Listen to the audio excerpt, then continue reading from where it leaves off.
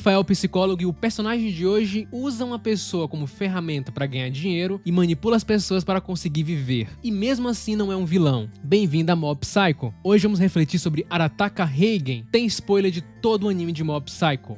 Vamos lá. Ser alguém. Um jornalista revela essas palavras que estavam na redação que o Heigen tinha feito durante a formatura dele. E se lembrar disso faz o Heigen refletir. Lembre-se dessas duas palavras, elas farão sentido no final do vídeo. A história do personagem de hoje me trouxe um sentimento que hora ou outra ele acaba voltando. O sentimento de ser uma fraude. Quem acompanha o canal sabe que na época da escola acabaram me adiantando 2 anos, o que fazia eu sempre ser o mais novo da turma. Então, hora ou outra eu parava, olhava ao redor da sala e pensava, eu sou uma fraude, eu não era pra estar aqui. E esse sentimento se repetiu quando eu terminei a escola, fui estudar programação, quando eu fiz psicologia, quando eu criei o canal. Enfim, muita história. Vou ter que criar outro canal pra contar essas histórias, que é muita coisa. E aí vem um grande ponto. Você pode sentir isso quando você tem 14 anos, como é o caso do Mob, quando você tem 28 anos, como é o caso do Heigen. Não existe uma regra pra isso. E os dois ali acabam sendo um contraste justamente por isso. Cada um lidando com suas incertezas em determinada fase da vida. O que o Mob tem de poder, o Heigen tem de carisma, de como lidar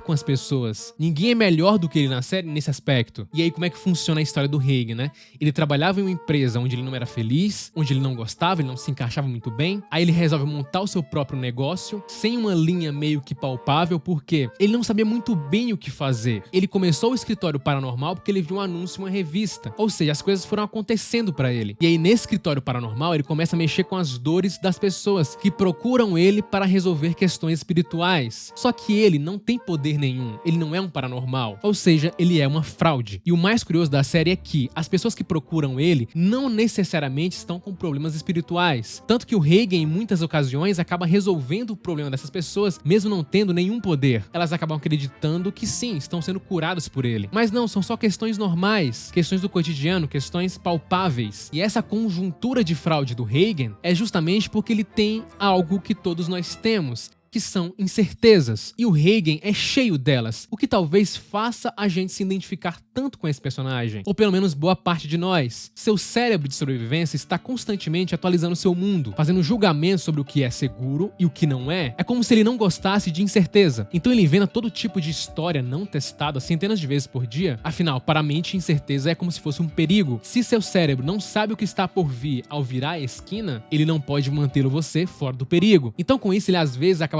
personalizando demais ameaças e levando a conclusões, às vezes não verdadeiras. Ou seja, seu cérebro fará quase tudo por uma questão de certeza. E com isso você está conectado a superestimar as ameaças e a subestimar sua capacidade de lidar com elas. Tudo em nome da sobrevivência. Às vezes o cérebro prefere conhecer um resultado de uma forma, mesmo que seja ruim ou bom, justamente para tentar tirar alguma vantagem sobre isso. Então vamos lá, o Heigen tinha um emprego normal e ele queria largar tudo, tinha esse sentimento de incerteza e ele meio que tenta várias coisas. Ele começa uma coisa e rapidamente já pensa em fazer outra coisa. E com isso ele se torna especialista em várias áreas. E aí com isso entra o Mob na vida dele, pra mudar completamente sua vida. No próprio encerramento da série a gente vê isso. Nele mostra a vida cotidiana do Heigen representando o mundo dele como sendo preto e branco. E quando ele conhece o Mob, seu mundo passa a ter cores. Estudos mostram que você está mais calmo quando está antecipando dor do que antecipando incerteza. Por exemplo, descobriram que a incerteza no trabalho, por exemplo, afeta mais sua saúde do que realmente perder o emprego. Ou seja, a incerteza psicológica é um dos maiores desafios do nosso cérebro. Pesquisadores britânicos descobriram que participantes do estudo que sabiam com certeza que receberiam um choque elétrico se sentiam mais calmos e menos agitados do que aqueles que foram informados que só tinham 50% de chance de recebê-lo. Quando o Mob encontra o Heigen, a sua incerteza meio que diminui. O Mob trata o Heigen como se fosse um mestre, um sábio. Isso faz o Heigen meio que perceber que ele é alguém, justamente a coisa que ele mais queria. Com agora o Mob trabalhando para ele, aquela mentira que o consultório dele poderia exorcizar espíritos, agora sim tinha alguma verdade naquilo. E os dois ali entram em um vínculo onde ambas as partes são beneficiadas. Enquanto o Mob ajuda o Heigen com os espíritos, com questões que o Heigen não podia lidar, afinal ele não tinha poderes, o Heigen ajuda o Mob com questões cotidianas da vida. Só que isso, com o tempo, acaba criando uma dependência entre os dois. Enquanto o Mob passa ali a acatar todas as ordens dele, o Heigen, que sempre conseguiu se virar sozinho, sem precisar de ajuda, toda, passa agora a não conseguir mais ver o escritório sem a presença do mob. Então ele começa a ligar pra ele com a maior frequência, ele exige mais a presença do mob, até o dia D que o mob decide ficar um tempo sem encontrar o seu mestre. Nesse dia o Reigen se sente muito mal com aquilo, e ele acredita de fato que uma hora o garoto vai voltar pra ele, que o garoto era dependente dele. Mas aí ele descobre que ele era mais dependente ainda. Quando o garoto estava lá trabalhando pra ele, o Reigen se sentia especial por dois motivos principais. Primeiro, porque o mob o seguia, era seu discípulo e admirava ele. E o segundo, porque os poderes do garoto faziam ele ficar mais reconhecido. Então ele acaba ficando mais dependente da presença do garoto no seu escritório, reforçando ainda mais o seu lado impostor. Ser uma fraude poderia ser a definição do Reigen, mas é mais do que isso. Reigen se sente uma fraude, mas é por um motivo diferente. Porque existe um outro lado da fraude do Reigen. Se por um lado ele se autoproclama o maior médium do mundo, ao mesmo tempo ele não consegue ver suas próprias realizações. Ele também subestima o tanto que ele faz para algumas pessoas. E é aí que entra o fenômeno do impostor. Eu fiz essa pergunta lá no Instagram. 80% das pessoas se sentiram uma fraude em algum momento da vida, e o que estudos mostram é que em média 70% das pessoas experimentam esses sentimentos impostores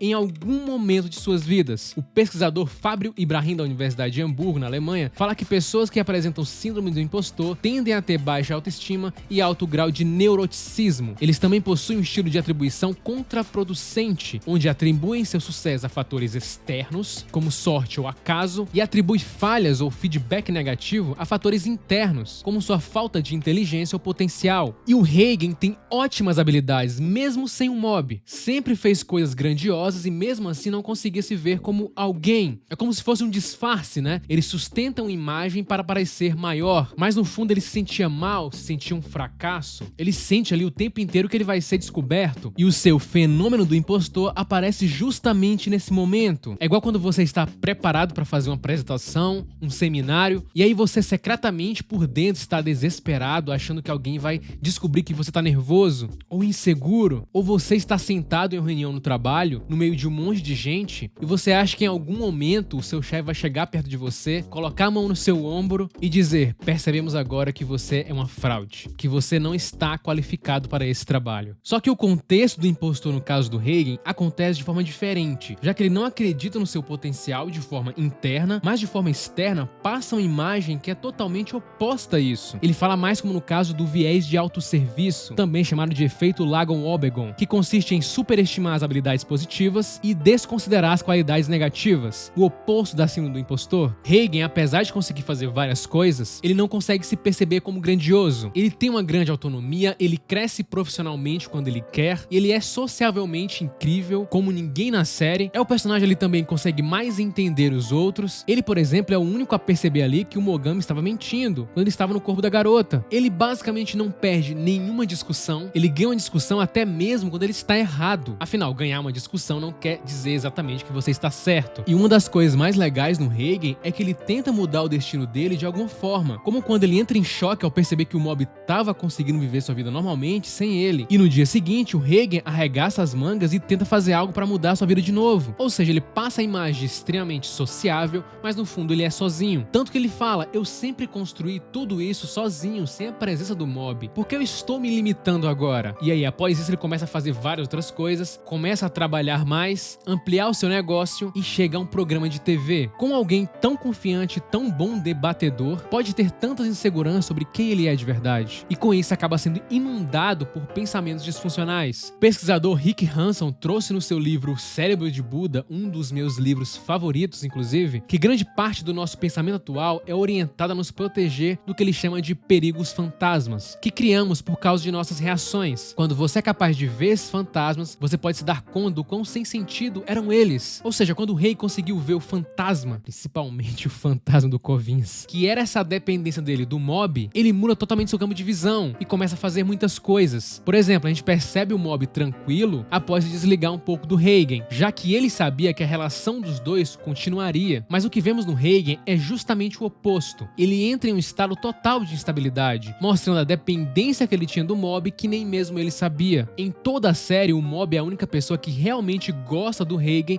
pelo que ele realmente é, e que vai ver o Reigen além de seus defeitos, além daquela imagem de alguém que tenta resolver os problemas de todo mundo e que passa uma imagem absurda de confiança. Quando o mob deixa o Reigen pra trás, dando ali um tempo na relação entre os dois, aquilo foi algo fundamental, porque os dois não estavam mais crescendo um com o outro. Eles começaram a ter dependência, e aquele corte na relação fez os dois verem o mundo com uma clareza maior e por uma outra perspectiva. Só após isso que o Reigen percebe que estava usando o Mob e que isso estava atrasando o garoto. E só nessa distância o Mob fala pro Reigen: meu mestre é uma boa pessoa. Talvez nada seja mais humano do que cometer erros, ter consciência desses erros e tentar mudar. O Reigen enganava as pessoas ao mesmo tempo que ajudava elas também. Ele percebeu que estava privando o Mob da infância dele, mas ao mesmo tempo era a pessoa que o Mob mais confiava, que mais entendia ele, que falava: tudo bem você fugir, ou não use seus poderes porque quem vai sofrer no final é só você. Ou seja, esse é o Reigen. Ele não precisava ser mais nada.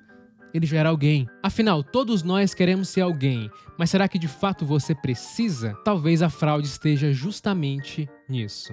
Curta, se inscreva, compartilhe, é apenas o começo.